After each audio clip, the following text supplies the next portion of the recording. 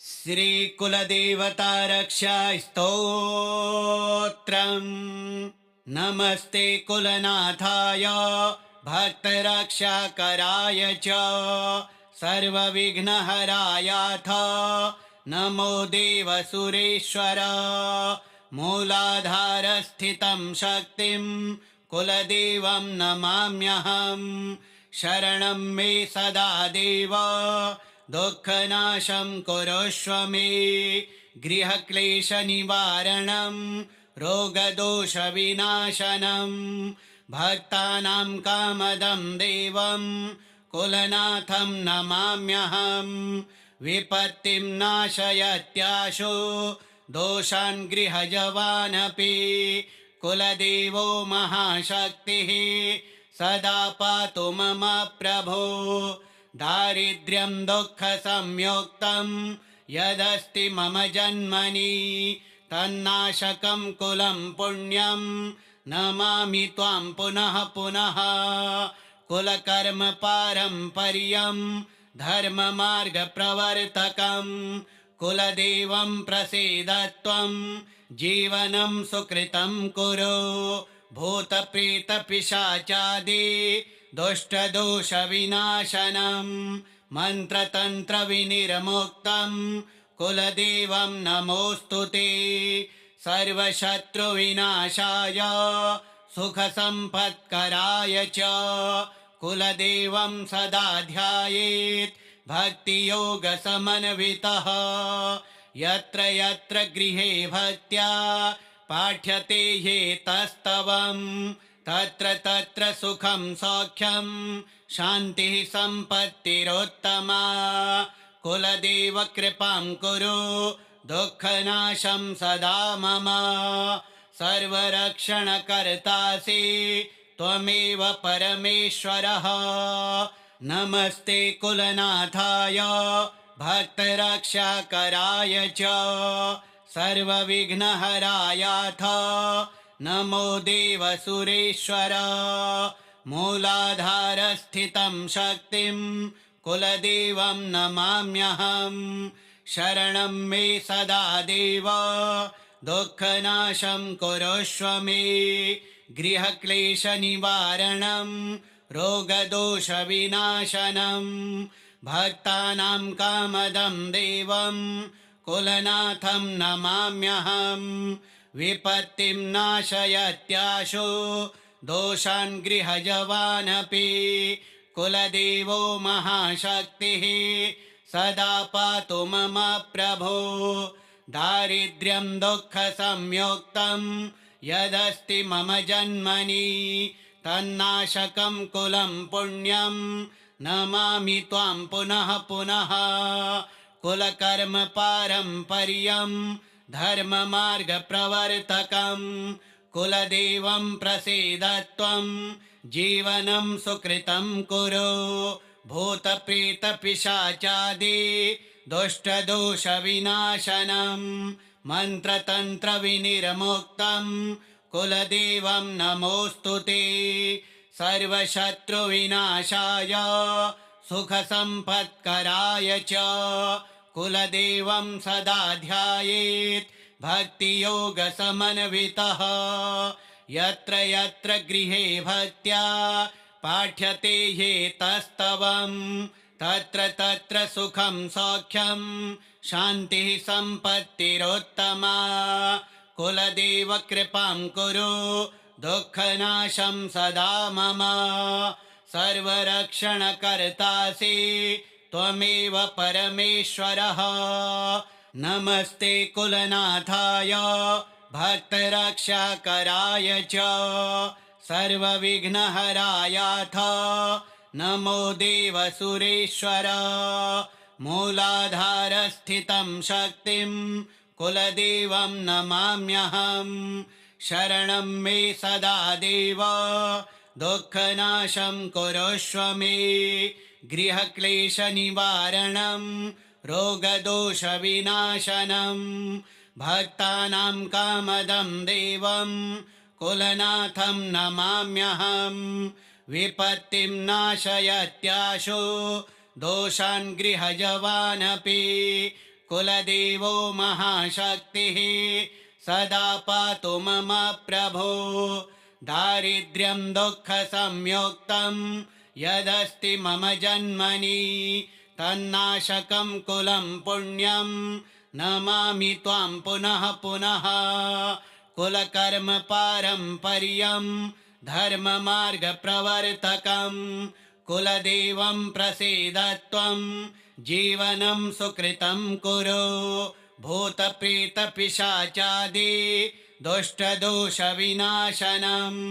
मन्त्रतन्त्रविनिर्मुक्तं कुलदेवं नमोऽस्तु ते सर्वशत्रुविनाशाय सुखसम्पत्कराय च कुलदेवं सदा ध्यायेत् भक्तियोगसमन्वितः यत्र यत्र गृहे भक्त्या पाठ्यते ह्येतस्तवं तत्र तत्र सुखं सौख्यं शान्तिः सम्पत्तिरोत्तमा कुलदेव कृपां कुरु दुःखनाशं सदा मम सर्वरक्षणकर्तासि त्वमेव परमेश्वरः नमस्ते कुलनाथाय भक्तरक्षाकराय च सर्वविघ्नहरायाथ नमो देवसुरेश्वर मूलाधारस्थितं शक्तिं कुलदेवं नमाम्यहं शरणं मे सदा देव दुःखनाशं कुरुष्व मे गृहक्लेशनिवारणं रोगदोषविनाशनं भक्तानां कामदं देवं कुलनाथं नमाम्यहं विपत्तिं नाशयत्याशु दोषान् गृहजवानपि कुलदेवो महाशक्तिः सदा पातु मम प्रभो दारिद्र्यं दुःखसंयुक्तं यदस्ति मम जन्मनि तन्नाशकं कुलं पुण्यं नमामि त्वां पुनः पुनः कुलकर्म पारम्पर्यं धर्ममार्गप्रवर्तकं कुलदेवं प्रसीद त्वं जीवनं सुकृतं कुरु भूतप्रेतपिशाचादि दुष्टदोषविनाशनं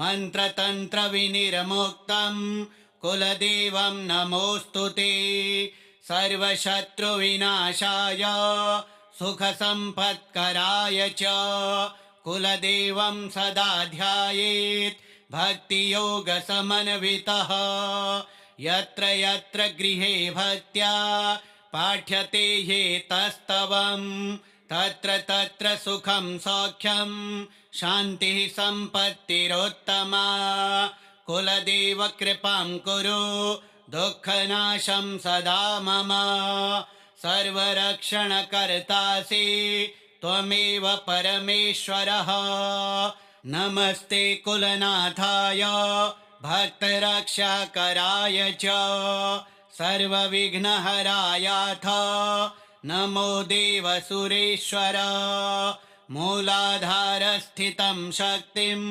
कुलदेवं नमाम्यहं शरणं मे सदा देव दुःखनाशं कुरुष्व मे गृहक्लेशनिवारणं रोगदोषविनाशनं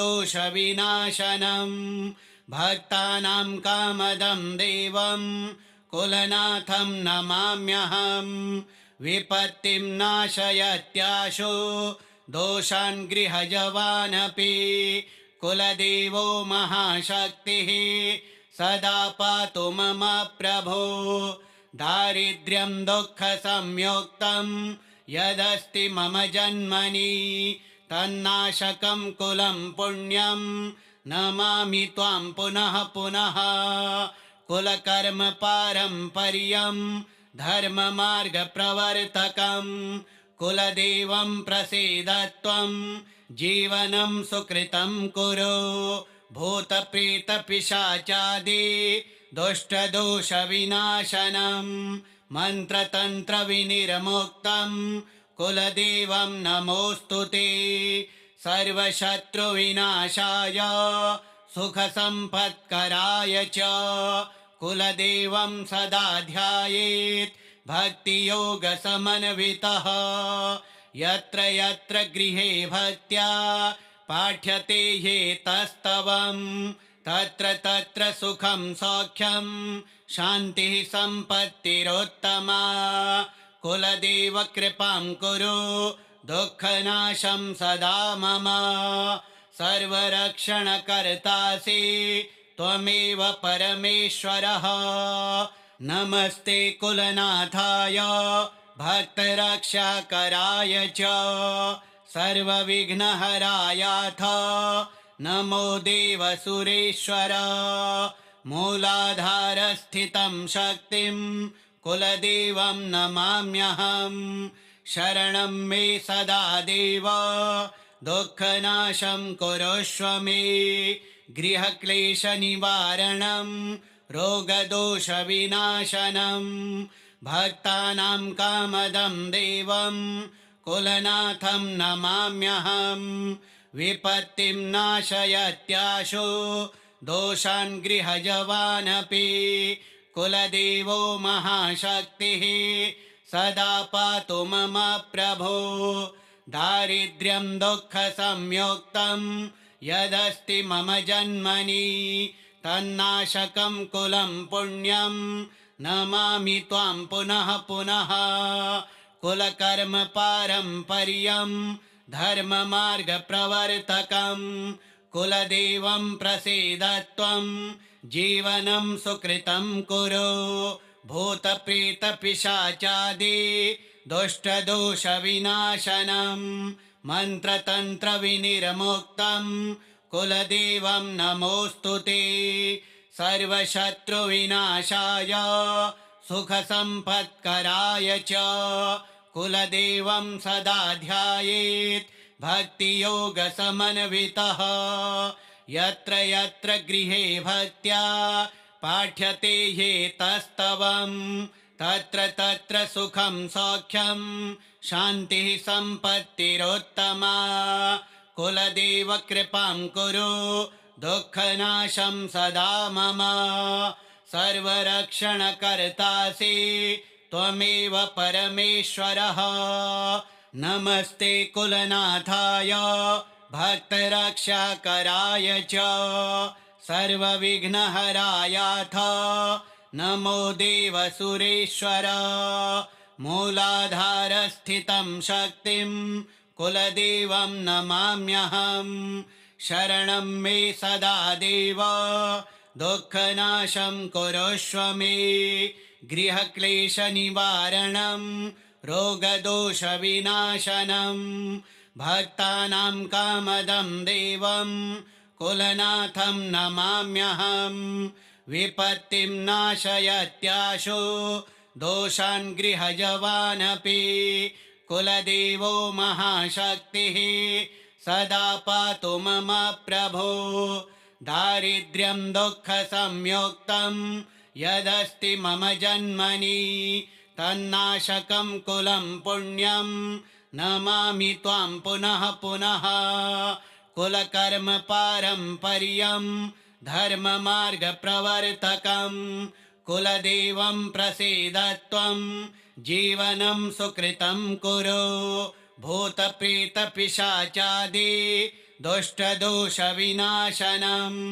मन्त्रतन्त्रविनिर्मुक्तं कुलदेवं नमोऽस्तुते सर्वशत्रुविनाशाय सुखसम्पत्कराय च कुलदेवं सदा ध्यायेत् भक्तियोगसमन्वितः यत्र यत्र गृहे भक्त्या पाठ्यते ह्येतस्तवम् तत्र तत्र सुखं सौख्यं शान्तिः सम्पत्तिरोत्तमा कुलदेव कृपां कुरु दुःखनाशं सदा मम सर्वरक्षणकर्तासि त्वमेव परमेश्वरः नमस्ते कुलनाथाय भक्तरक्षाकराय च सर्वविघ्नहरायाथ नमो देवसुरेश्वर मूलाधारस्थितं शक्तिं कुलदेवं नमाम्यहं शरणं मे सदा देव दुःखनाशं कुरुष्व मे गृहक्लेशनिवारणं रोगदोषविनाशनं भक्तानां कामदं देवं कुलनाथं नमाम्यहं विपत्तिं नाशयत्याशु दोषान् गृहजवानपि कुलदेवो महाशक्तिः सदा पातु मम प्रभो दारिद्र्यं दुःखसंयुक्तं यदस्ति मम जन्मनि तन्नाशकं कुलं पुण्यं नमामि त्वां पुनः पुनः कुलकर्म पारम्पर्यं धर्ममार्गप्रवर्तकं कुलदेवं प्रसीद त्वं जीवनं सुकृतं कुरु भूतप्रेतपिशाचादि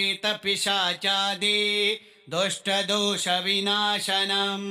मन्त्रतन्त्रविनिर्मुक्तं कुलदेवं नमोऽस्तु ते सर्वशत्रुविनाशाय सुखसम्पत्कराय च कुलदेवं सदा ध्यायेत् भक्तियोगसमन्वितः यत्र यत्र गृहे भक्त्या पाठ्यते ह्येतस्तवं तत्र तत्र सुखं सौख्यं शान्तिः सम्पत्तिरोत्तमा कुलदेव कृपां कुरु दुःखनाशं सदा मम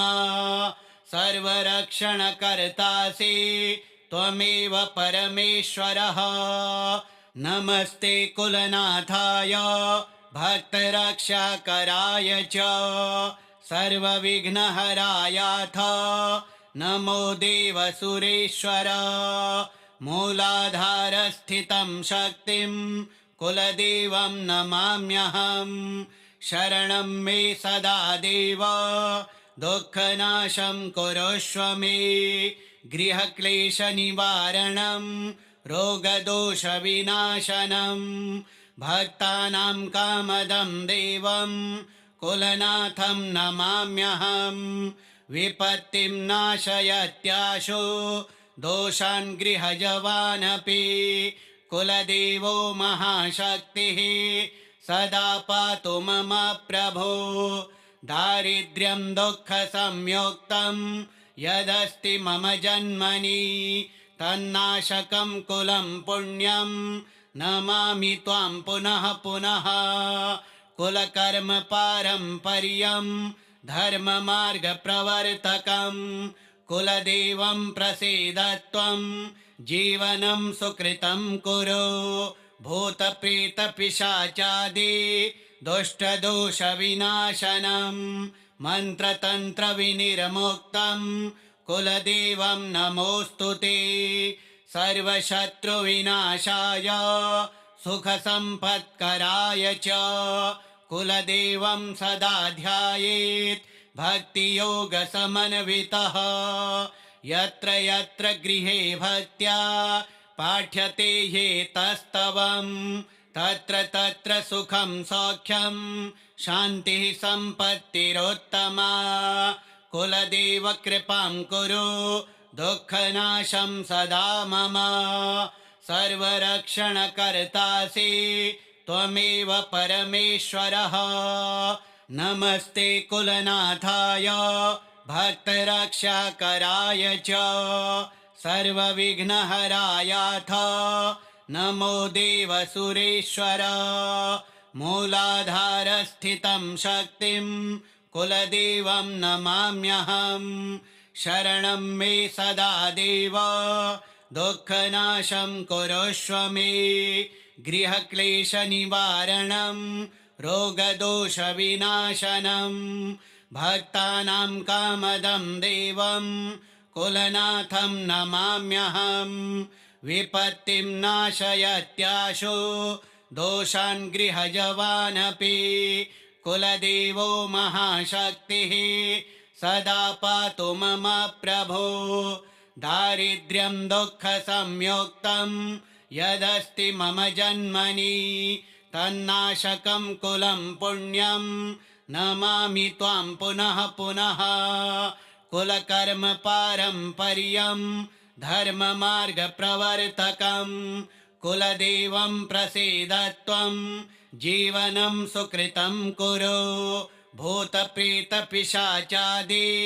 दुष्टदोषविनाशनं मन्त्रतन्त्रविनिर्मुक्तं कुलदेवं नमोऽस्तु ते सर्वशत्रुविनाशाय सुखसम्पत्कराय च कुलदेवं सदा ध्यायेत् भक्तियोगसमन्वितः यत्र यत्र गृहे भक्त्या पाठ्यते ह्येतस्तवं तत्र तत्र सुखं सौख्यं शान्तिः सम्पत्तिरोत्तमा कुलदेव कृपां कुरु दुःखनाशं सदा मम सर्वरक्षणकर्तासि त्वमेव परमेश्वरः नमस्ते कुलनाथाय भक्तरक्षाकराय च सर्वविघ्नहरायाथ नमो देवसुरेश्वर मूलाधारस्थितं शक्तिं कुलदेवं नमाम्यहं शरणं मे सदा देव दुःखनाशं कुरुष्व मे गृहक्लेशनिवारणं रोगदोषविनाशनं भक्तानां कामदं देवं कुलनाथं नमाम्यहं विपत्तिं नाशयत्याशु दोषान् गृहजवानपि कुलदेवो महाशक्तिः सदा पातु मम प्रभो दारिद्र्यं दुःखसंयुक्तं यदस्ति मम जन्मनि तन्नाशकं कुलं पुण्यं नमामि त्वां पुनः पुनः कुलकर्म पारम्पर्यं धर्ममार्गप्रवर्तकं कुलदेवं प्रसीद त्वं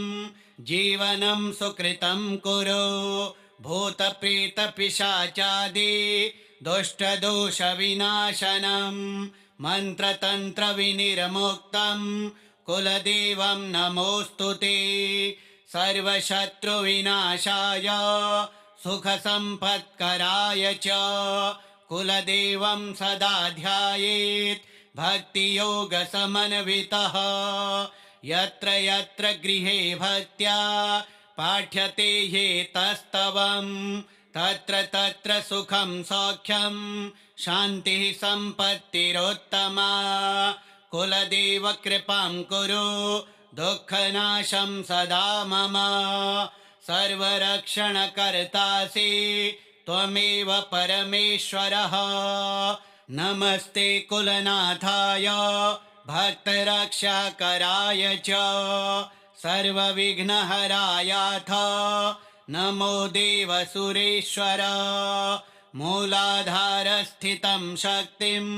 कुलदेवं नमाम्यहं शरणं मे सदा देव दुःखनाशं कुरुष्व मे गृहक्लेशनिवारणं रोगदोषविनाशनं भक्तानां कामदं देवं कुलनाथं नमाम्यहं विपत्तिं नाशयत्याशु दोषान् गृहजवानपि कुलदेवो महाशक्तिः सदा पातु मम प्रभो दारिद्र्यं दुःखसंयुक्तं यदस्ति मम जन्मनि तन्नाशकं कुलं पुण्यं नमामि त्वां पुनः पुनः कुलकर्म पारम्पर्यं धर्ममार्गप्रवर्तकं कुलदेवं प्रसीद त्वं जीवनं सुकृतं कुरु भूतप्रेतपिशाचादि दुष्टदोषविनाशनं मन्त्रतन्त्रविनिर्मुक्तं कुलदेवं नमोऽस्तु ते सर्वशत्रुविनाशाय सुखसम्पत्कराय च कुलदेवं सदा ध्यायेत् भक्तियोगसमन्वितः यत्र यत्र गृहे भक्त्या पाठ्यते ह्येतस्तवं तत्र तत्र सुखं सौख्यं शान्तिः सम्पत्तिरोत्तमा कुलदेव कृपां कुरु दुःखनाशं सदा मम सर्वरक्षणकर्तासि त्वमेव परमेश्वरः। नमस्ते कुलनाथाय भक्तरक्षाकराय च सर्वविघ्नहरायाथ नमो देवसुरेश्वर। मूलाधारस्थितं शक्तिं कुलदेवं नमाम्यहम्। शरणं मे सदा देव दुःखनाशं कुरुष्व मे। गृहक्लेशनिवारणं रोगदोषविनाशनं भक्तानां कामदं देवं कुलनाथं नमाम्यहम्। विपत्तिं नाशयत्याशु दोषान् गृहजवानपि कुलदेवो महाशक्तिः सदा पातु मम प्रभो। दारिद्र्यं दुःखसंयुक्तं यदस्ति मम जन्मनि तन्नाशकं कुलं पुण्यं नमामि त्वां पुनः पुनः।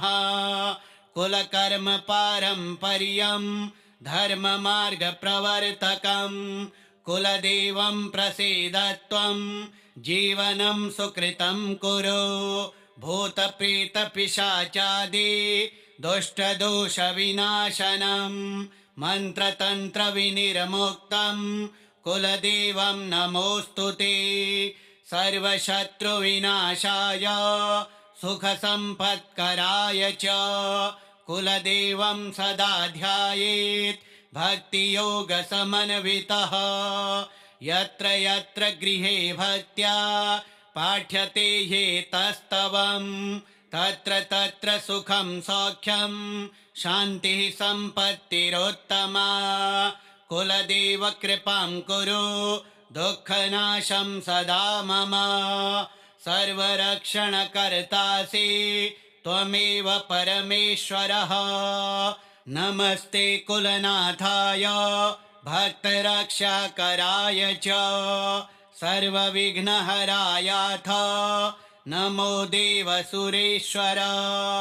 मूलाधारस्थितं शक्तिं कुलदेवं नमाम्यहम्। शरणं मे सदा देव दुःखनाशं कुरुष्व मे। गृहक्लेशनिवारणं रोगदोषविनाशनं भक्तानां कामदं देवं कुलनाथं नमाम्यहम्। विपत्तिं नाशयत्याशु दोषान् गृहजवानपि कुलदेवो महाशक्तिः सदा पातु मम प्रभो। दारिद्र्यं दुःखसंयुक्तं यदस्ति मम जन्मनि तन्नाशकं कुलं पुण्यं नमामि त्वां पुनः पुनः। कुलकर्म पारम्पर्यं धर्ममार्गप्रवर्तकं कुलदेवं प्रसीद त्वं जीवनं सुकृतं कुरु। भूतप्रेतपिशाचादि दुष्टदोषविनाशनं मन्त्रतन्त्रविनिर्मुक्तं कुलदेवं नमोऽस्तुते। सर्वशत्रुविनाशाय सुखसम्पत्कराय च कुलदेवं सदा ध्यायेत् भक्तियोगसमन्वितः। यत्र यत्र गृहे भक्त्या पाठ्यते ह्येतस्तवं तत्र तत्र सुखं सौख्यं शान्तिः सम्पत्तिरोत्तमा। कुलदेव कृपां कुरु दुःखनाशं सदा मम। सर्वरक्षणकर्तासि त्वमेव परमेश्वरः। नमस्ते कुलनाथाय भक्तरक्षाकराय च सर्वविघ्नहरायाथ नमो देवसुरेश्वर। मूलाधारस्थितं शक्तिं कुलदेवं नमाम्यहम्। शरणं मे सदा देव दुःखनाशं कुरुष्व मे। गृहक्लेशनिवारणं रोगदोषविनाशनं भक्तानां कामदं देवं कुलनाथं नमाम्यहम्। विपत्तिं नाशयत्याशु दोषान् गृहजवानपि कुलदेवो महाशक्तिः सदा पातु मम प्रभो दारिद्र्यं दुःखसंयुक्तं यदस्ति मम जन्मनि तन्नाशकं कुलं पुण्यं नमामि त्वां पुनः पुनः कुलकर्म पारम्पर्यं धर्ममार्गप्रवर्तकं कुलदेवं प्रसीद त्वं जीवनं सुकृतं कुरु भूतप्रेतपिशाचादि दुष्टदोषविनाशनं मन्त्रतन्त्रविनिर्मुक्तं कुलदेवं नमोऽस्तु ते सर्वशत्रुविनाशाय सुखसम्पत्कराय च कुलदेवं सदा ध्यायेत् भक्तियोगसमन्वितः यत्र यत्र गृहे भक्त्या पाठ्यते ह्येतस्तवं तत्र तत्र सुखं सौख्यं शान्तिः सम्पत्तिरोत्तमा कुलदेव कृपां कुरु दुःखनाशं सदा मम सर्वरक्षणकर्तासि त्वमेव परमेश्वरः नमस्ते कुलनाथाय भक्तरक्षाकराय च सर्वविघ्नहरायाथ नमो देवसुरेश्वर मूलाधारस्थितं शक्तिं कुलदेवं नमाम्यहं शरणं मे सदा देव दुःखनाशं कुरुष्व मे गृहक्लेशनिवारणं रोगदोषविनाशनं भक्तानां कामदं देवं कुलनाथं नमाम्यहं विपत्तिं नाशयत्याशु दोषान् गृहजवानपि कुलदेवो महाशक्तिः सदा पातु मम प्रभो दारिद्र्यं दुःखसंयुक्तं यदस्ति मम जन्मनि तन्नाशकं कुलं पुण्यं नमामि त्वां पुनः पुनः कुलकर्म पारम्पर्यं धर्ममार्गप्रवर्तकं कुलदेवं प्रसीद त्वं जीवनं सुकृतं कुरु भूतप्रेतपिशाचादि दुष्टदोषविनाशनं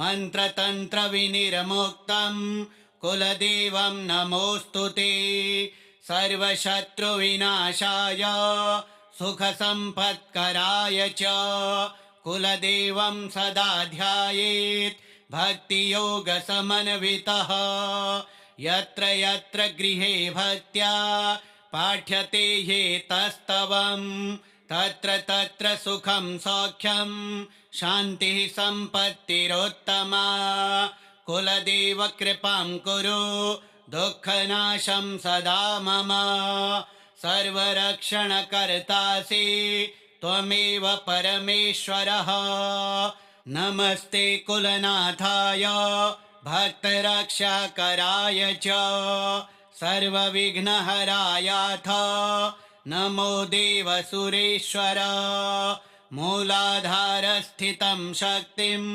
कुलदेवं नमाम्यहं शरणं मे सदा देव दुःखनाशं कुरुष्व मे गृहक्लेशनिवारणं रोगदोषविनाशनं भक्तानां कामदं देवं कुलनाथं नमाम्यहं विपत्तिं नाशयत्याशु दोषान् गृहजवानपि कुलदेवो महाशक्तिः सदा पातु मम प्रभो दारिद्र्यं दुःखसंयुक्तं यदस्ति मम जन्मनि तन्नाशकं कुलं पुण्यं नमामि त्वां पुनः पुनः कुलकर्म पारम्पर्यं धर्ममार्गप्रवर्तकं कुलदेवं प्रसीद त्वं जीवनं सुकृतं कुरु भूतप्रेतपिशाचादि दुष्टदोषविनाशनं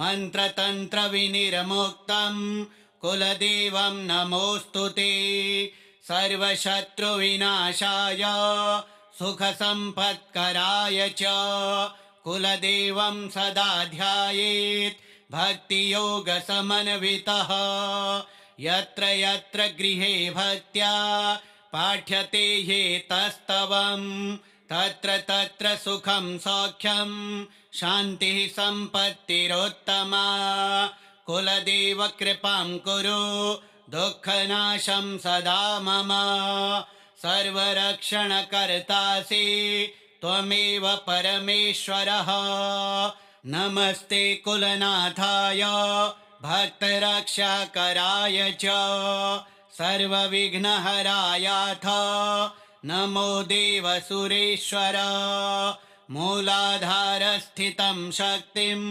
कुलदेवं नमाम्यहं शरणं मे सदा देव दुःखनाशं कुरुष्व मे गृहक्लेशनिवारणं रोगदोषविनाशनं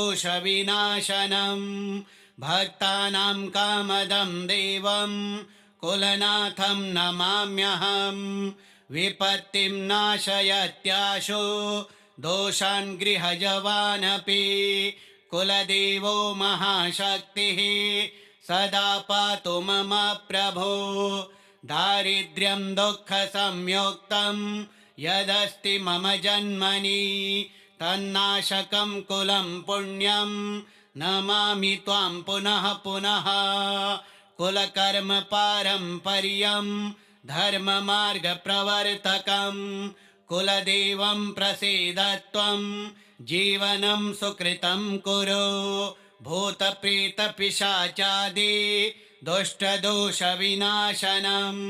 मन्त्रतन्त्रविनिर्मुक्तं कुलदेवं नमोऽस्तुते सर्वशत्रुविनाशाय सुखसम्पत्कराय च कुलदेवं सदा ध्यायेत् भक्तियोगसमन्वितः यत्र यत्र गृहे भक्त्या पाठ्यते ह्येतस्तवं तत्र तत्र सुखं सौख्यं शान्तिः सम्पत्तिरोत्तमा कुलदेव कृपां कुरु दुःखनाशं सदा मम सर्वरक्षणकर्तासि त्वमेव परमेश्वरः नमस्ते कुलनाथाय भक्तरक्षाकराय च सर्वविघ्नहरायाथ नमो देवसुरेश्वर मूलाधारस्थितं शक्तिं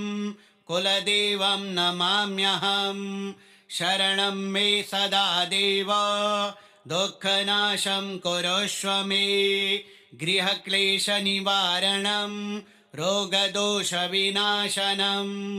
भक्तानां कामदं देवं कुलनाथं नमाम्यहं विपत्तिं नाशयत्याशु दोषान् गृहजवानपि कुलदेवो महाशक्तिः सदा पातु मम प्रभो दारिद्र्यं दुःखसंयुक्तं यदस्ति मम जन्मनि तन्नाशकं कुलं पुण्यं नमामि त्वां पुनः पुनः कुलकर्म पारम्पर्यं धर्ममार्गप्रवर्तकं कुलदेवं प्रसीद त्वं जीवनं सुकृतं कुरु भूतप्रेतपिशाचादि दुष्टदोषविनाशनं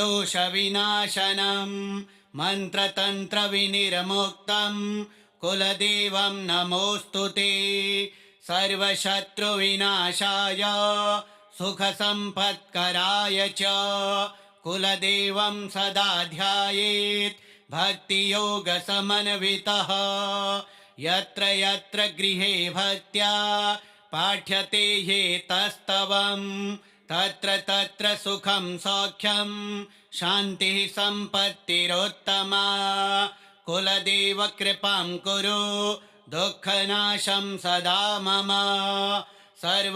सर्वरक्षणकर्तासि त्वमेव परमेश्वरः नमस्ते कुलनाथाय भक्तरक्षाकराय च सर्वविघ्नहरायाथ नमो देवसुरेश्वर मूलाधारस्थितं शक्तिं कुलदेवं नमाम्यहं शरणं मे सदा देव दुःखनाशं कुरुष्व मे गृहक्लेशनिवारणं रोगदोषविनाशनं भक्तानां कामदं देवं कुलनाथं नमाम्यहं विपत्तिं नाशयत्याशु दोषान् गृहजवानपि कुलदेवो महाशक्तिः सदा पातु मम प्रभो दारिद्र्यं दुःखसंयुक्तं यदस्ति मम जन्मनि तन्नाशकं कुलं पुण्यं नमामि त्वां पुनः पुनः कुलकर्म पारम्पर्यं धर्ममार्गप्रवर्तकं कुलदेवं प्रसीद त्वं जीवनं सुकृतं कुरु भूतप्रेतपिशाचादि दुष्टदोषविनाशनं मन्त्रतन्त्रविनिर्मुक्तं कुलदेवं नमोऽस्तु ते सर्वशत्रुविनाशाय सुखसम्पत्कराय च कुलदेवं सदा ध्यायेत् भक्तियोगसमन्वितः यत्र यत्र गृहे भक्त्या पाठ्यते ह्येतस्तवं तत्र तत्र सुखं सौख्यं शान्तिः सम्पत्तिरोत्तमा कुलदेव कृपां कुरु दुःखनाशं सदा मम सर्वरक्षणकर्तासि त्वमेव परमेश्वरः नमस्ते कुलनाथाय भक्तरक्षाकराय च सर्वविघ्नहरायाथ नमो देवसुरेश्वर मूलाधारस्थितं शक्तिं कुलदेवं नमाम्यहं शरणं मे सदा देव दुःखनाशं कुरुष्व मे गृहक्लेशनिवारणं रोगदोषविनाशनं भक्तानां कामदं देवं कुलनाथं नमाम्यहं विपत्तिं नाशयत्याशु दोषान् गृहजवानपि कुलदेवो महाशक्तिः सदा पातु मम प्रभो दारिद्र्यं दुःखसंयुक्तं यदस्ति मम जन्मनि तन्नाशकं कुलं पुण्यं नमामि त्वां पुनः पुनः कुलकर्म पारम्पर्यं धर्ममार्गप्रवर्तकं कुलदेवं प्रसीद त्वं जीवनं सुकृतं कुरु भूतप्रेतपिशाचादि दुष्टदोषविनाशनं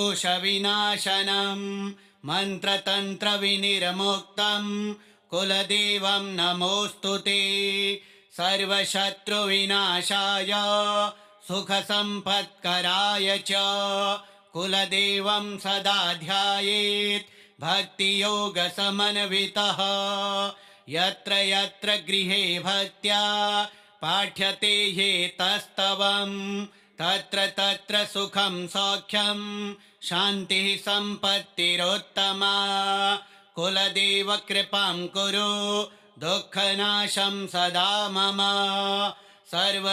सर्वरक्षणकर्तासि त्वमेव परमेश्वरः नमस्ते कुलनाथाय भक्तरक्षाकराय च सर्वविघ्नहरायाथ नमो देवसुरेश्वर मूलाधारस्थितं शक्तिं कुलदेवं नमाम्यहं शरणं मे सदा देव दुःखनाशं कुरुष्व मे गृहक्लेशनिवारणं रोगदोषविनाशनं भक्तानां कामदं देवं कुलनाथं नमाम्यहं विपत्तिं नाशयत्याशु दोषान् गृहजवानपि कुलदेवो महाशक्तिः सदा पातु मम प्रभो दारिद्र्यं दुःखसंयुक्तं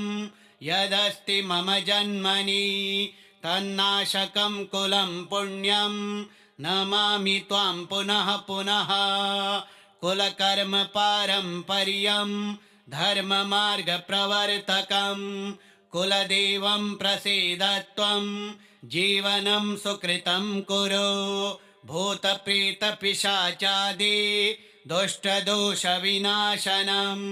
मन्त्रतन्त्रविनिर्मुक्तं कुलदेवं नमोऽस्तु ते सर्वशत्रुविनाशाय सुखसम्पत्कराय च कुलदेवं सदा ध्यायेत् भक्तियोगसमन्वितः यत्र यत्र गृहे भक्त्या पाठ्यते ह्येतस्तवं तत्र तत्र सुखं सौख्यं शान्तिः सम्पत्तिरोत्तमा कुलदेव कृपां कुरु दुःखनाशं सदा मम सर्वरक्षणकर्तासि त्वमेव परमेश्वरः नमस्ते कुलनाथाय भक्तरक्षाकराय च सर्वविघ्नहरायाथ नमो देवसुरेश्वर मूलाधारस्थितं शक्तिं कुलदेवं नमाम्यहं शरणं मे सदा देव दुःखनाशं कुरुष्व मे गृहक्लेशनिवारणं रोगदोषविनाशनं भक्तानां कामदं देवं कुलनाथं नमाम्यहं विपत्तिं नाशयत्याशु दोषान् गृहजवानपि कुलदेवो महाशक्तिः सदा पातु मम प्रभो दारिद्र्यं दुःखसंयुक्तं यदस्ति मम जन्मनि तन्नाशकं कुलं पुण्यं नमामि त्वां पुनः पुनः कुलकर्म पारम्पर्यं धर्ममार्गप्रवर्तकं कुलदेवं प्रसीद त्वं जीवनं सुकृतं कुरु भूतप्रेतपिशाचादि दुष्टदोषविनाशनं मन्त्रतन्त्रविनिर्मुक्तं कुलदेवं नमोऽस्तु ते सर्वशत्रुविनाशाय सुखसम्पत्कराय च कुलदेवं सदा ध्यायेत् भक्तियोगसमन्वितः यत्र यत्र गृहे भक्त्या पाठ्यते ह्येतस्तवं तत्र तत्र सुखं सौख्यं शान्तिः सम्पत्तिरोत्तमा कुलदेव कृपां कुरु दुःखनाशं सदा मम सर्वरक्षणकर्तासि त्वमेव परमेश्वरः नमस्ते कुलनाथाय भक्तरक्षाकराय च सर्वविघ्नहरायाथ नमो देवसुरेश्वर मूलाधारस्थितं शक्तिं कुलदेवं नमाम्यहं शरणं मे सदा देव दुःखनाशं कुरुष्व मे गृहक्लेशनिवारणं रोगदोषविनाशनं भक्तानां कामदं देवं कुलनाथं नमाम्यहं विपत्तिं नाशयत्याशु दोषान् गृहजवानपि कुलदेवो महाशक्तिः सदा पातु मम प्रभो दारिद्र्यं दुःखसंयुक्तं यदस्ति मम जन्मनि तन्नाशकं कुलं पुण्यं नमामि त्वां पुनः पुनः कुलकर्म पारम्पर्यं धर्ममार्गप्रवर्तकं कुलदेवं प्रसीद त्वं जीवनं सुकृतं कुरु भूतप्रेतपिशाचादि दुष्टदोषविनाशनं मन्त्रतन्त्रविनिर्मुक्तं कुलदेवं नमोऽस्तु ते सर्वशत्रुविनाशाय सुखसम्पत्कराय च कुलदेवं सदा ध्यायेत् भक्तियोगसमन्वितः यत्र यत्र गृहे भक्त्या पाठ्यते ह्येतस्तवं तत्र तत्र सुखं सौख्यं शान्तिः सम्पत्तिरोत्तमा कुलदेव कृपां कुरु दुःखनाशं सदा मम सर्वरक्षणकर्तासि त्वमेव परमेश्वरः। नमस्ते कुलनाथाय भक्तरक्षाकराय च सर्वविघ्नहरायाथ नमो देवसुरेश्वर। मूलाधारस्थितं शक्तिं कुलदेवं नमाम्यहम्। शरणं मे सदा देव दुःखनाशं कुरुष्व मे। गृहक्लेशनिवारणं रोगदोषविनाशनं भक्तानां कामदं देवं कुलनाथं नमाम्यहम्। विपत्तिं नाशयत्याशु दोषान् गृहजवानपि कुलदेवो महाशक्तिः सदा पातु मम प्रभो। दारिद्र्यं दुःखसंयुक्तं यदस्ति मम जन्मनि तन्नाशकं कुलं पुण्यं नमामि त्वां पुनः पुनः।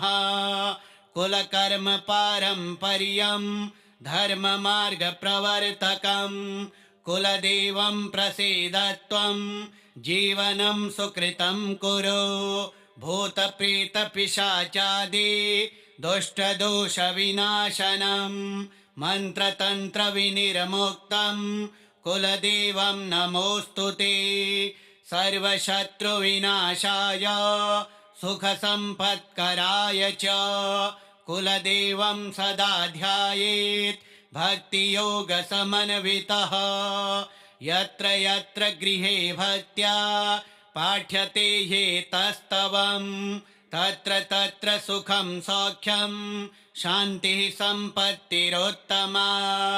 कुलदेव कृपां कुरु दुःखनाशं सदा मम। सर्वरक्षणकर्तासि त्वमेव परमेश्वरः। नमस्ते कुलनाथाय भक्तरक्षाकराय च सर्वविघ्नहरायाथ नमो देवसुरेश्वर। मूलाधारस्थितं शक्तिं कुलदेवं नमाम्यहम्। शरणं मे सदा देव दुःखनाशं कुरुष्व मे। गृहक्लेशनिवारणं रोगदोषविनाशनं भक्तानां कामदं देवं कुलनाथं नमाम्यहम्। विपत्तिं नाशयत्याशु दोषान् गृहजवानपि कुलदेवो महाशक्तिः सदा पातु मम प्रभो। दारिद्र्यं दुःखसंयुक्तं यदस्ति मम जन्मनि तन्नाशकं कुलं पुण्यं नमामि त्वां पुनः पुनः। कुलकर्म पारम्पर्यं धर्ममार्गप्रवर्तकं कुलदेवं प्रसीद त्वं जीवनं सुकृतं कुरु। भूतप्रेतपिशाचादि दुष्टदोषविनाशनं मन्त्रतन्त्रविनिर्मुक्तं कुलदेवं नमोऽस्तुते। सर्वशत्रुविनाशाय सुखसम्पत्कराय च कुलदेवं सदा ध्यायेत् भक्तियोगसमन्वितः। यत्र यत्र गृहे भक्त्या पाठ्यते ह्येतस्तवं तत्र तत्र सुखं सौख्यं शान्तिः सम्पत्तिरोत्तमा। कुलदेव कृपां कुरु दुःखनाशं सदा मम। सर्वरक्षणकर्तासि त्वमेव परमेश्वरः। नमस्ते कुलनाथाय भक्तरक्षाकराय च सर्वविघ्नहरायाथ नमो देवसुरेश्वर। मूलाधारस्थितं शक्तिं कुलदेवं नमाम्यहम्। शरणं मे सदा देव दुःखनाशं कुरुष्व मे। गृहक्लेशनिवारणं रोगदोषविनाशनं भक्तानां कामदं देवं कुलनाथं नमाम्यहम्। विपत्तिं नाशयत्याशु दोषान् गृहजवानपि कुलदेवो महाशक्तिः सदा पातु मम प्रभो दारिद्र्यं दुःखसंयुक्तं यदस्ति मम जन्मनि तन्नाशकं कुलं पुण्यं नमामि त्वां पुनः पुनः कुलकर्म पारम्पर्यं धर्ममार्गप्रवर्तकं कुलदेवं प्रसीद त्वं जीवनं सुकृतं कुरु भूतप्रेतपिशाचादि दुष्टदोषविनाशनं मन्त्रतन्त्रविनिर्मुक्तं कुलदेवं नमोऽस्तु ते सर्वशत्रुविनाशाय सुखसम्पत्कराय च कुलदेवं सदा ध्यायेत् भक्तियोगसमन्वितः यत्र यत्र गृहे भक्त्या पाठ्यते ह्येतस्तवं तत्र तत्र सुखं सौख्यं शान्तिः सम्पत्तिरोत्तमा कुलदेव कृपां कुरु दुःखनाशं सदा मम सर्वरक्षणकर्तासि त्वमेव परमेश्वरः नमस्ते कुलनाथाय भक्तरक्षाकराय च सर्वविघ्नहरायाथ नमो देवसुरेश्वर मूलाधारस्थितं शक्तिं कुलदेवं नमाम्यहं शरणं मे सदा देव दुःखनाशं कुरुष्व मे गृहक्लेशनिवारणं रोगदोषविनाशनं भक्तानां कामदं देवं कुलनाथं नमाम्यहं विपत्तिं नाशयत्याशु दोषान् गृहजवानपि कुलदेवो महाशक्तिः सदा पातु मम प्रभो दारिद्र्यं दुःखसंयुक्तं यदस्ति मम जन्मनि तन्नाशकं कुलं पुण्यं नमामि त्वां पुनः पुनः कुलकर्म पारम्पर्यं धर्ममार्गप्रवर्तकं कुलदेवं प्रसीद त्वं जीवनं सुकृतं कुरु भूतप्रेतपिशाचादि दुष्टदोषविनाशनं मन्त्रतन्त्रविनिर्मुक्तं कुलदेवं नमोऽस्तु ते सर्वशत्रुविनाशाय सुखसम्पत्कराय च कुलदेवं सदा ध्यायेत् भक्तियोगसमन्वितः यत्र यत्र गृहे भक्त्या पाठ्यते ह्येतस्तवं तत्र तत्र सुखं सौख्यं शान्तिः सम्पत्तिरोत्तमा कुलदेव कृपां कुरु दुःखनाशं सदा मम सर्वरक्षणकर्तासि त्वमेव परमेश्वरः नमस्ते कुलनाथाय भक्तरक्षाकराय च सर्वविघ्नहरायाथ नमो देवसुरेश्वर मूलाधारस्थितं शक्तिं कुलदेवं नमाम्यहं शरणं मे सदा देव दुःखनाशं कुरुष्व मे गृहक्लेशनिवारणं रोगदोषविनाशनं भक्तानां कामदं देवं कुलनाथं नमाम्यहं विपत्तिं नाशयत्याशु दोषान् गृहजवानपि कुलदेवो महाशक्तिः सदा पातु मम प्रभो दारिद्र्यं दुःखसंयुक्तं यदस्ति मम जन्मनि तन्नाशकं कुलं पुण्यं नमामि त्वां पुनः पुनः कुलकर्म पारम्पर्यं धर्ममार्गप्रवर्तकं कुलदेवं प्रसीद त्वं जीवनं सुकृतं कुरु भूतप्रेतपिशाचादि दुष्टदोषविनाशनं मन्त्रतन्त्रविनिर्मुक्तं कुलदेवं नमोऽस्तु ते सर्वशत्रुविनाशाय सुखसम्पत्कराय च कुलदेवं सदा ध्यायेत् भक्तियोगसमन्वितः यत्र यत्र गृहे भक्त्या पाठ्यते ह्येतस्तवं तत्र तत्र सुखं सौख्यं शान्तिः सम्पत्तिरोत्तमा कुलदेव कृपां कुरु दुःखनाशं सदा मम सर्वरक्षणकर्तासि त्वमेव परमेश्वरः नमस्ते कुलनाथाय भक्तरक्षाकराय च सर्वविघ्नहरायाथ नमो देवसुरेश्वर